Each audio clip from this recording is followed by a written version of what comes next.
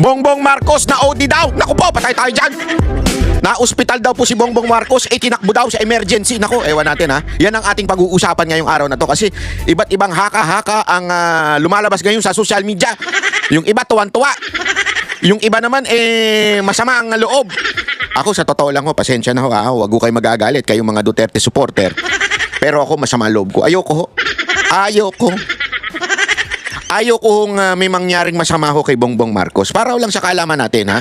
Explain ko sa inyo kung bakit ayaw kong may mangyaring masama kay Bongbong Marcos. Panoorin nyo lang ho itong video na ito para maintindihan ninyo kung bakit ganun ang aking saloobin. Na ayaw kong may mangyaring masama kay Bongbong Marcos.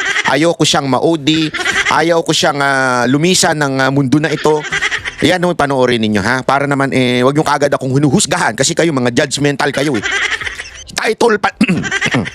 Pero bago po mangyari ang mga ganyang klaseng usapan, ulitin lang po natin ha mga kababayan, baka naman pwede mag-subscribe na po kayo kasi sa mga nanonood hindi nakasubscribe. Pero alam nyo ha, nakita ko yung statistics ha, medyo umaangat na po ito. Marami na po ang nanonood na nakasubscribe. Pero kung maaari pa, yung iba pa, yung remaining na nanonood, baka naman pwede hong tayo mag-subscribe. Okay. Ito na nga, pag-usapan na po natin yung... Sandali, may buhok. Title pa lang, hinuhusgahan nyo na kagad ako mga kababayan. Hintayin nyo muna yung aking paliwanag kung ba't ayaw ko siyang ma-OD. Ano ba yung OD? Banat ba? Over delusional. Hindi. Iba po. Sabihin po ng OD is overdose. Yan po kasi ngayon ang sinasabi ng iba dyan. Na overdose daw. Baka naman na overdose na si Bongbong Marcos. Bakit saan na overdose?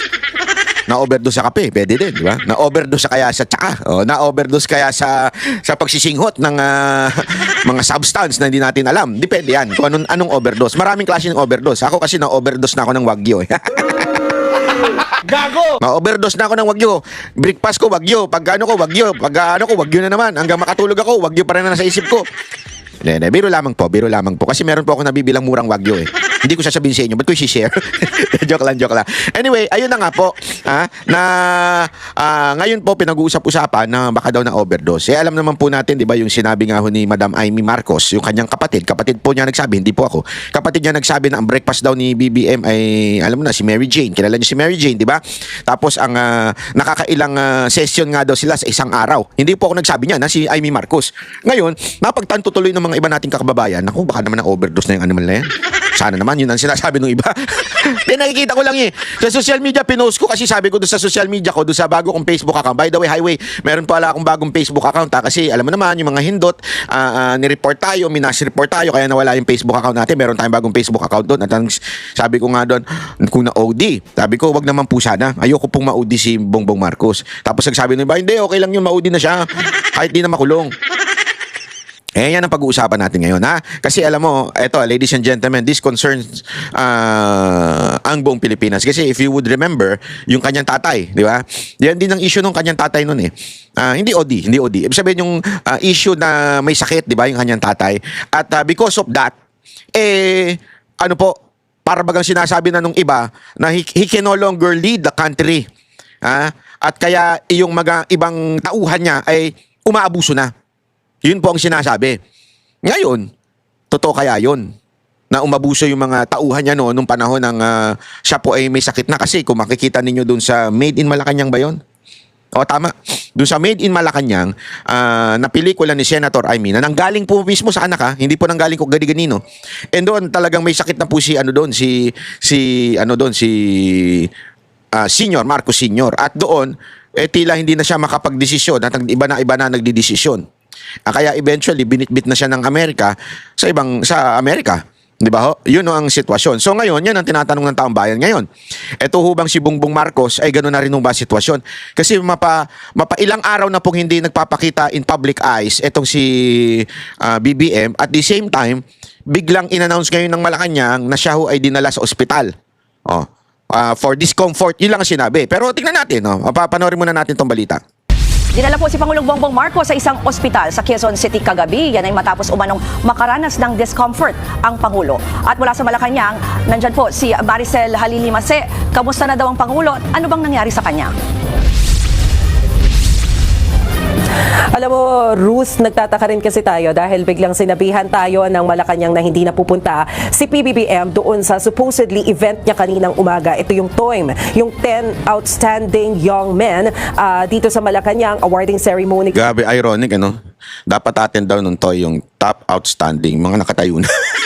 Siya hindi makatayo. Hayop yan. Hayop. Hindi daw makatayo. Hindi naman. Huwag naman kayo ganyan. Kayo nung sama ng mga ugali, yung mga animal kayo. Kanina, but instead of the President's Executive Secretary, Ralph Recto, yung nag-represent sa kanya. Ang sinasabi ng Malacanang, pinaliwanag na ngayon kung bakit hindi naka-attend dahil kagabi, dinala pala siya dyan sa isang private hospital sa Quezon City dahil nga doon sa tinatawag na discomfort na naramdaman niya. Pero nang tanungin natin si Palace Press Officer Undersecretary Claire Castro kung ano bang discomfort ito, hindi na nila idinitalye kung anong klase ng discomfort yung naramdaman. Mali yan eh. Mali ang hindi dinitalye. Kasi okay lang kasi po pagka ordinaryong Pilipino ka na ikaw ay private citizen, hindi ka, walang pakialam ang ibang tao sa'yo. Pero kung ikaw ay presidente, karapatan ng bawat Pilipino na malaman ang kalagayan at health situation. As a matter of fact, di ba, naalala nyo ng panahon ni Pangulong Duterte? Yeah? Binubusisi siya tungkol sa health niya palagi. Tapos, lagi ngang may hashtag ang mga ulul na, nasaan ang Pangulo? Di ba? May mga ganyan-ganyan. Tinan mo ngayon, wala. O asan na yung mga hindot na mga makakaliwa, makatae, black at saka itong mga kakampuet at saka itong mga dilawan. Di ba dati naalala ninyo? Sila yung mahilig dyan. Nasaan na Pangulo? Nasaan na Pangulo? Ba't nga hindi nyo hanapin? Di ba? Pansinin nyo, wala ka makikitang hashtag ngayon na nasaan na Pangulo. O. Pero dapat po, noong panahon na yun, sige, nasaan na Pangulo? Bigla siyang lalabas. Magkakaroon siya ng talk to the people. Di ba? May nagpapahinga siya, mga 3 days, ganun. Pero after nun, lumalabas siya. O. Dito, nasa na Pangulo. Medyo, I think, matagal-tagal na bago huli nating nakita yan. Kasi, noon kasi, nung panahon ni Pangulong Duterte, nakabunto talaga RTBM. Tapos makikita nyo doon lahat ng ginagawa ni Pangulong Duterte doon sa kanyang araw. Nakabuntot sila. Talagang naka-live yun, live stream yun. Although may delay lang ng konti. Dinidelay lang nila ng konti for security reason. Para hindi masundan at hindi makapag-prepare kung sino man yung may tangkang masama. So, delay lang ng konti. Pero ngayon, walang ganun. Walang ganun na talagang masasabi mo naka-live stream ang Pangulo everyday. Kaya nga, mapapansin mo, hindi laging nag-a-appear. Magtataka ka kung bakit. Di ba? Tapos ngayon, ganito. Na idadalhin daw sa ospital. Bakit hindi man lang nag-hashtag yung mga ulul na sinasabi nilang nasa ng Pangulo, nasa ng Pangulo? Di ba? Yun totoo. Nasa ng Pangulo? Na-OD na ba? Hindi natin na, we are not wishing it. As a matter of fact, I told you, ayoko nga eh. Di ba? In the beginning of my video, ayoko ma-OD siya. Papaliwanag ko kung bakit mamaya-maya. Pero, nasaan na Pangulo? Yun ang tanong. Nasaan ang Pangulo? Na-OD na ba siya?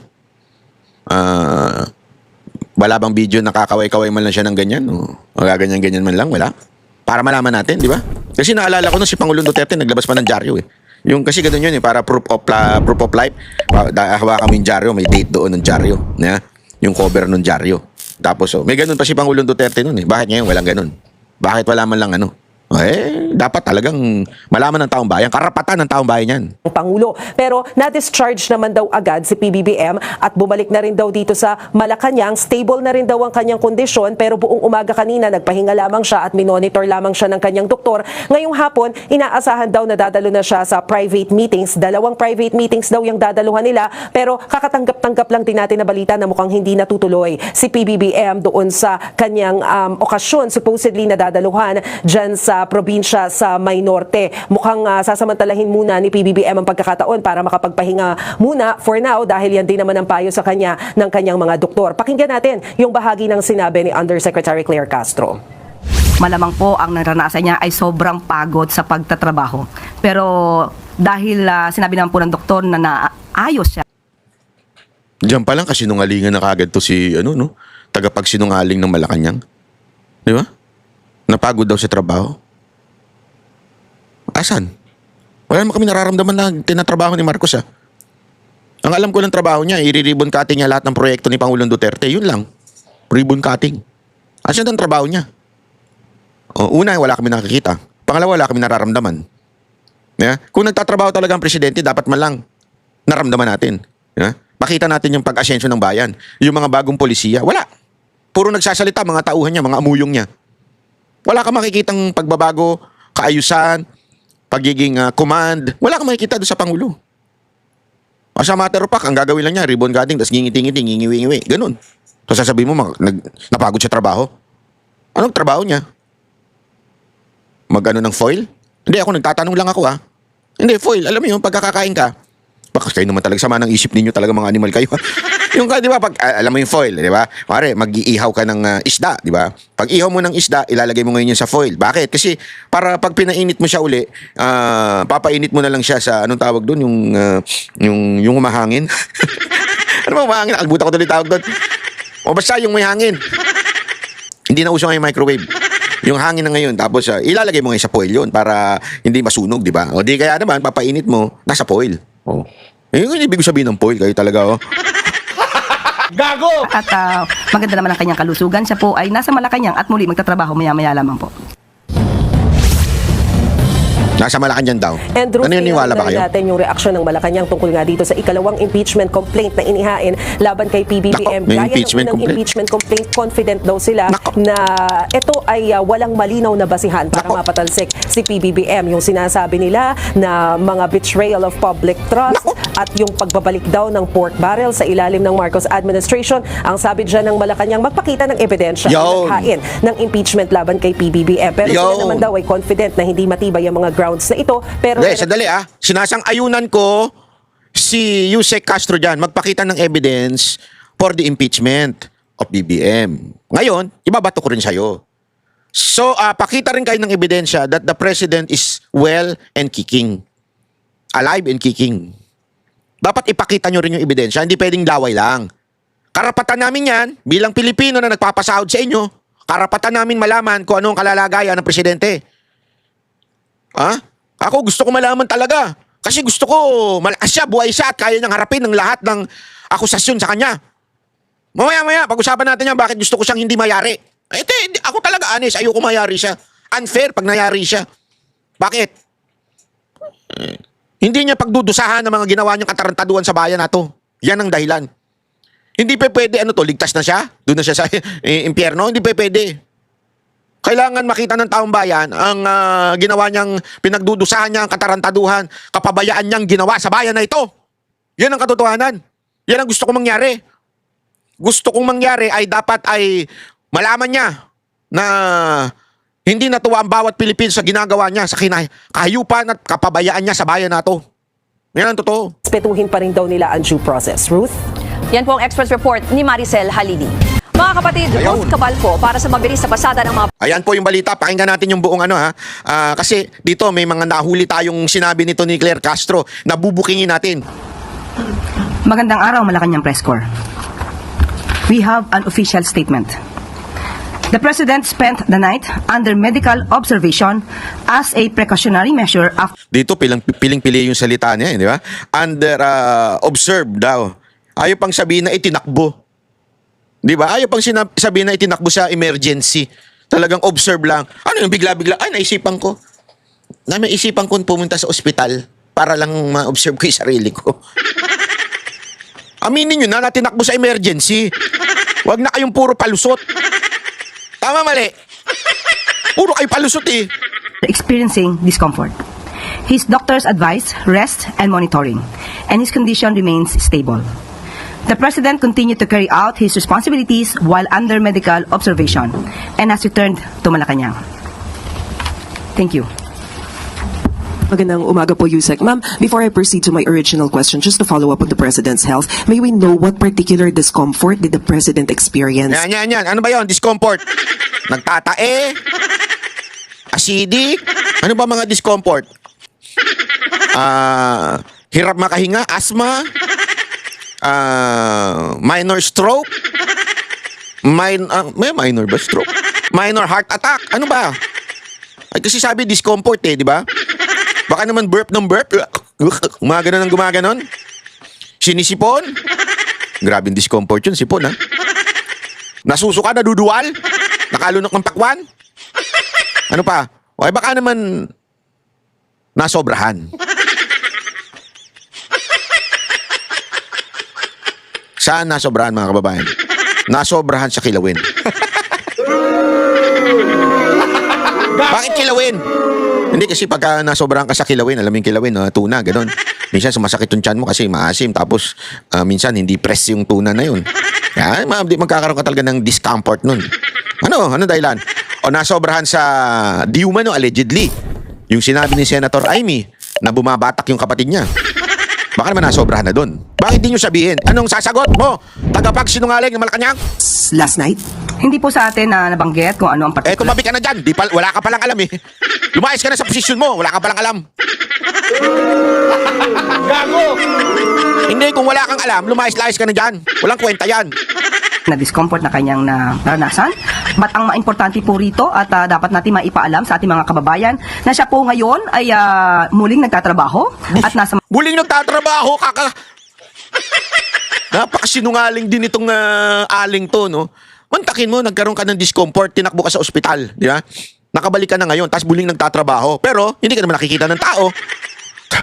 Alam mo, kung ako sa'yo, pwede mo naman sabing nagpapahinga, di ba? Recovery. Walang ganun. Nakaano ka ng discomfort to the point na dinala ka sa ospital. Kasi, yun nga lang discomfort na konti, nagtatay, hindi ka naman dadalhin sa ospital nun di ba? Masakit ang ulcer mo. Hindi ka naman dinadala sa ospital, bibili ka lang ng inumin di ba? Na gamot. Kung ganun lang yung mga discomfort mo.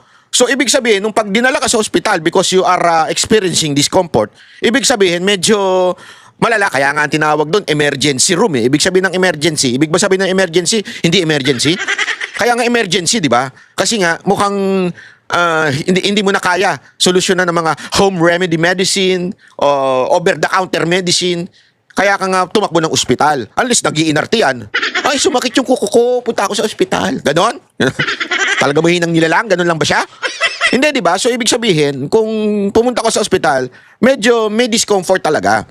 Tapos, gabi yun Sana nga umaga Hindi, gabi. Tapos ngayong umaga, nagtatrabaho na daw? Napakasinungaling nitong babaeng to. Napakasinungaling mo talaga. Hindi mo na lang sabihin, nagpapahinga. Wala namang masama magpahinga kung kailangan dahil may sakit. Lahat naman tayo nagkakasakit. Pisikal. Kung inuubo o nasusuka, pwede ka naman pahinga muna. Pahinga lang muna ako ngayong araw na to sandali lang. Sasabihin mo, hindi nagtatrabaho na ngayon. Kung nagtatrabaho yan, may video yan. Ganun lang kasimple. Pag nagtatrabaho yan, may video yan. Nandiyan ang RTBM sa paligid. Nakasunod yan, palagian. Di ba? Kumakaway-kaway pa nga siya kahit wala siya kinakaway ang mga demonyo Ewan ko, demonyo ba yung kinakawayan niya? Kaway siya ng kaway, di ba? Ganyan, naka-video ng RTBM. Tapos kayo sasabihin mo, nagtatrabaho, asan yung video? Gago! Sabihin mo, hindi naman lahat kailangan i-video Hindi totoo yan. Hindi, alam mo, pag may nagsabing hindi kailangan lahat i-video, that's wrong. For me, as a public official, especially you are the top official of the land, if you are the president, dapat talaga naka-video pag nagtatrabaho ka so that the people will know what are you doing for us. It's the choice of the people whether to watch. Kung ayaw nila, naeepalan sila, di wag silang manood. Pero it is the duty, again, duty of the president na malaman ng taong bayan kung siya ay nagtatrabaho o hindi. Malacanang. Siya po ay nasa maayos na kalagayan at mamayang hapon po ay magkakaroon pa po siya ng 2 pribado. Ayan. Yan yung sinasabi. Umaga itong press briefing So sa gabi, sinabi nadala sa ospital. Umaga, sinabi okay na daw. Okay? Tapos sabi niya, magkakaroon daw ng meeting ngayon or appointment. And lo and behold, hindi natuloy yung appointment. As of now that I am recording this video, upload ko kasi agad-agad ito Hindi ho natuloy yung meeting na yon. On whatever reason is, hindi natuloy. So, ibig mong sabihin, nagtrabaho siya nung umaga, tinamad na siya nung gabi. That's how liar you are, Miss Yusek Castro. Ay, Claire. Tama. Claire Castro. Di ba? Hindi pwede yun. Ba't nyo kinancel? Dahil nagtrabaho nung umaga? Ganon? So, ibig sabihin, hindi talaga nagpapahinga yung presidente. Huwag kayong masyado kayong huwag kayong magsinungaling. Sabihin nyo na lang yung totoo. Wala namang masama kung sabihin nyo nagpapahinga yung presidente kasi ginujubo, di ba? Ginijika. Pwede nyo naman sabihin ng ganun. Huwag na yung puro kayo kasinungalingan. Okay, so does it mean that makikita rin siya ng public in the next few days or should we expect the president to take it easy and stay in Malacanang for a while? Sa ngayon po ay may pribado mga meetings po, so makikipag-ugnayan na po siya sa ibang mga opisyal. At tingnan po natin kung bukas po dahil meron po siyang event, kung ma-advise siya ng doktor na okay naman po siya. Alam mo, naalala ko tuloy yan. Sabi niya, di ba, makikipag-meeting daw siya sa mga opisyal niya. Naalala ko yan nung panahon ni Pangulong Duterte. Bakit? Pag may mga naki-question na ganyan, tapos may meeting, may mga cabinet meeting, o di kaya mga meeting niya, mga opisyal ng gobyerno, naglalabas si Bongo ng picture. Yung mukha ni Bongo nasa harapan. Tapos nandun si Pangulong Duterte sa likod. Then, as a proof, di ba? Bakit walang proof na ganyan ngayon? Hindi, totoo yun. Di ba naglalabas si Senator Bongo, kaya nga ang tawag sa kanya, pambansang, anong tawag doon? Pambansang whatsoever. Basta, yun. Dahil nga, sa lahat ng picture ni Pangulong Duterte, nandun yung mukha niya, nasa harap. Kung hindi sa harap, nasa likod. Poker face, di ba? Hindi man lang nag-smile. Malamang po ay makikita rin agad natin ang Pangulong.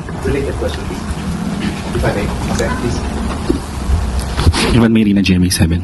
Yusek, have you personally seen the president, and can you tell us your observations of his overall condition? Sa ngayon po, hindi ko po personal nakita ang ating Oh, Pangulo. yari ka ngayon.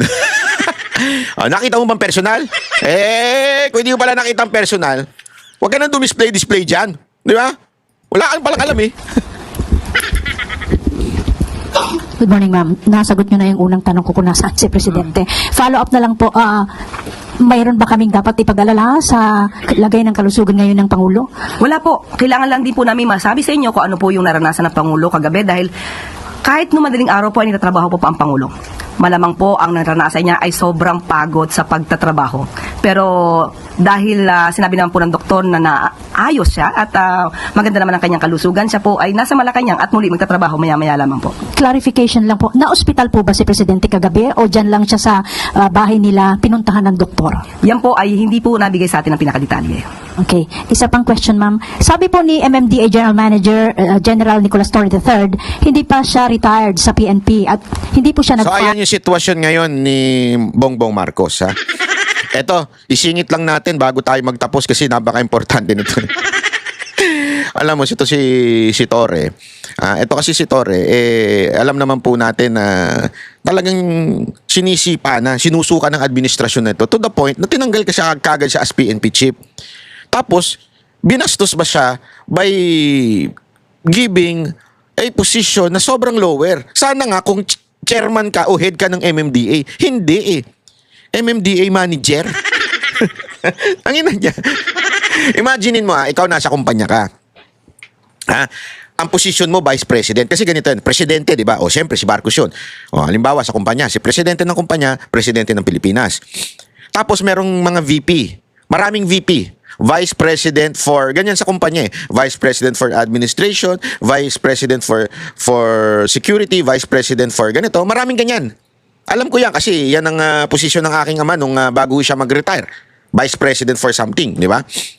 Alam mo, si Torre parang ganyan. Vice President for Security and Peace, something like that, ng kumpanya. Di ba? So kung meron mang ganun, nandun ka na sa posisyon na yun. Bintagay ka na, doon ka na, kunwari, kumpanya ni, Banat by Corporation. Ganoon, marami akong hawak, hotels, resort, restaurant, and I'm the president, I'm the CEO. And my vice president ay si Jay Guevara, halimbawa. Si Jay Guevara ang aking vice president for security kasi mukhang security guard. Di ba? Hindi ko naman nilalait kayo talaga. Ibig sabihin kasi malaki, maitim, parang di ba? Vice President for Security and Maintenance. Ang sabihin ng maintenance ng peace and maintenance, something like that. Invento na lang yun.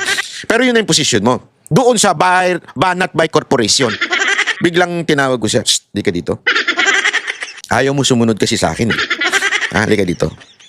Lipat na kita ha. Doon ka na lang sa manager. Manager ng isang restaurant. Anong ibig sabihin nun?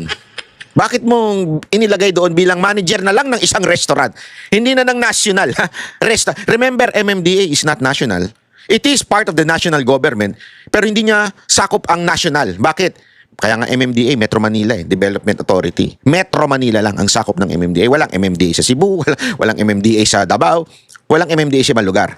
Kasi nga, Metro Manila. Kung meron mang dyan, iba na ang tawag. Etong pinaglagyan ni Torre, MMDA, Metro Manila Manager. So, ibig sabihin, mga kababayan, kung ikaw ay isang manager, binaba kita sa pwesto mo, kulang na lang, mag-resign ka na lang, mahiya ka sa balat mo. Niretain na lang kita dyan kasi kawawa ka naman. Diba? Parang ganun Hindi ka kasi masunurin, sobrang yabang mo, inilagay na lang kita dyan sa baba. Bahala ka dyan. Diba? Ibig sabihin, talagang pinagtatabuyan na siya. Mantakin mo pinagtatabuyan plus ito pa. ng optional retirement, taliwas po sa sinasabi ngayon ng NAPOLCOM. Paano po natin maire-reconcile yun ng executive, considering na yung executive po ang nagtatalaga ng mga opisyal natin sa gobyerno? Wala po bang magiging conflict doon? Opo. Nakausap po mismo natin si General Torre at malamang po ay nagkaroon lang ng konting misunderstanding, pero muli, the President appointed General Torre as the General Manager of MMDA. He took his office. He is now actively performing his job as the General Manager of MMDA. And for his optional retirement, he will receive full benefits and emoluments as a 4-star General. So, ibig sabihin po ba nito ay maililipat na o willing na siya na ilipat yung 4-star rank niya kay General Jose Melencio Nartates? Yan po ang sinabi natin sa kanya. Nung una kasi ayaw pa mag-retire ni Torre. So nagkakaroon ng confusion ngayon. Kasi sabi ng NAPOLCOM, hindi, retired na yan, matik na kasi wala na siya sa PNP. Inilipat na siya sa MMDA management. So wala na dapat siya. Pero ano ginagawa ni Torre ngayon? Ayaw niya pang bitawan ang posisyon ng kanyang pagiging 4-star. Sinasabi niya, hindi! Hindi! 4-star pa rin ako!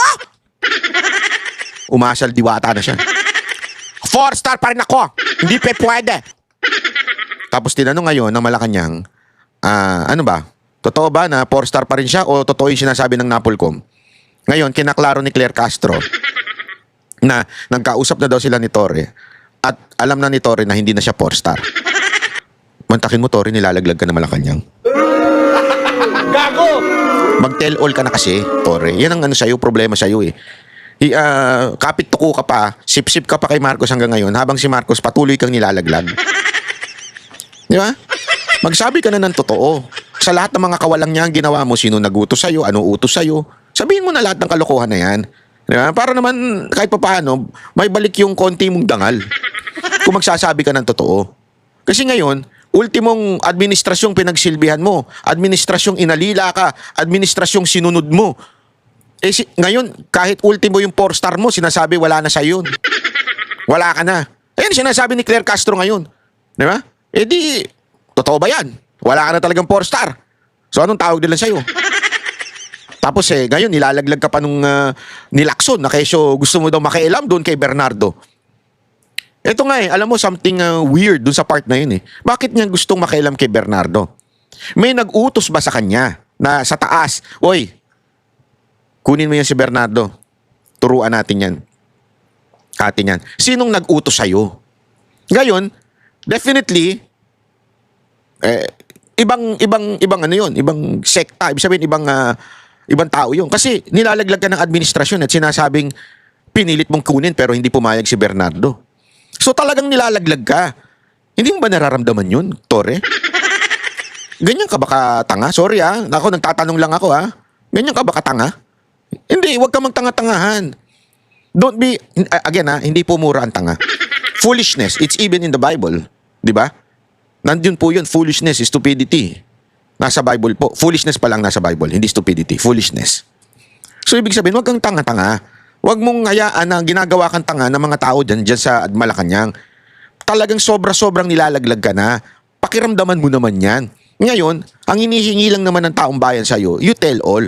What really happened nung mga nakarang arrest mo kay Pangulong Duterte, yun yung pagsuko ni Pastor Kibuloy sa'yo, di ba? Alam ko na meron ako nadidinig. Medyo tumetell all ka na daw. Sana naman, totoo yan. I-tell all mo na sa korte. Isagad mo na, di ba? Isagad mo na nang magkaalaman talaga. Yan naman, ma'am. Okay na sa kanya yun. Accepted na niya. Accepted po niya yun. Dahil po tinanggap niya po ang posisyon na ito, alam niya naman po kung ano po ang maaaring mangyari at muli, ang mangyayari lamang po, siya po ay tatanggap ng benepisyo, full benefits, at lahat ng emoluments as a 4-star general. Okay, so wala na tayong magiging problema doon. Wala na po. Okay, salamat po, ma'am. Salamat. Tingnan mo, may problema dahil sa'yo. Mantakin mo yun. That's how sinasabi nila. May problema dahil sa'yo. Ay, nako. Anyway, Torre, magising-gising ka na, ha? Okay, maraming salamat po. Magkita-kita ulit tayo sa susunod na ating